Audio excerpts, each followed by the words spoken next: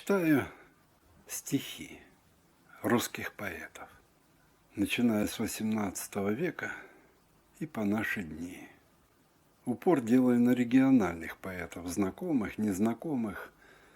Всегда хочется и почитать, и, наверное, и послушать хорошие стихи, о которых вы даже не знали. Слушайте.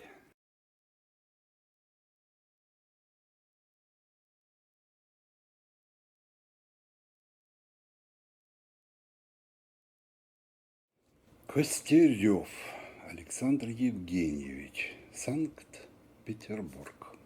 До осени за день. Какие произносятся слова до осени, за день или за два?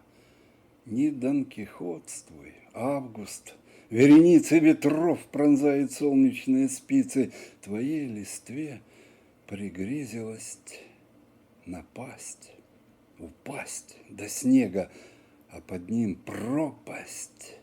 А осень, лучезарная кокетка, разденется почти до голой ветки и соблазнит своей наготой мгновением лета, говоря: постой, за день, за два судьбе не прикословь.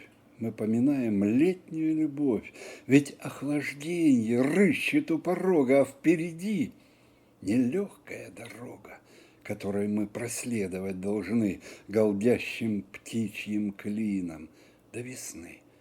Какие произносятся слова до осени, за день или за два? Вот бы встретить старость в добротном кресле, не тревожась мыслью, что будет, если в одинокий вечер не станет друга из страны советов с названием Google. Соловей откормлен в древесной чаще, он не зря трудился, как настоящий, заливаясь песней. Пропало лето, в проходящий поезд полно билетов. Нас учили книги, вожди, эпоха. Завтра будет лучше, не все так плохо. Пирожков пожарим на старом масле. Мы по жизни деды, но ходим в ясли.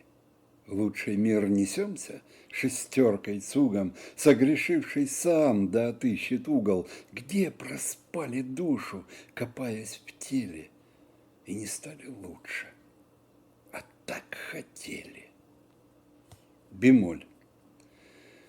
Питерский дворик, загадочность блеклой звезды одичалой. В нашей истории сказочной нет ни конца, ни начала. Не улетала бы бабочка, мрачную старость тревожа, отрепетала под лампочкой, зная, так проще, и все же вместе с потухшими чувствами мыслей вчерашних не скрою. Быть нелегко, Заратустрою, рядом с орлом и змеёю. Не истлевала бы молодость, не остужала бы зрелость, вспомнилось, что не исполнилось, а загореться хотелось. Стынут, не гнутся конечности в зябких январских пространствах, а до тебя, как до вечности, не долететь, не добраться в неограниченность строчками, в непостижимость врастая, манит обоев с цветочками ложная даль голубая.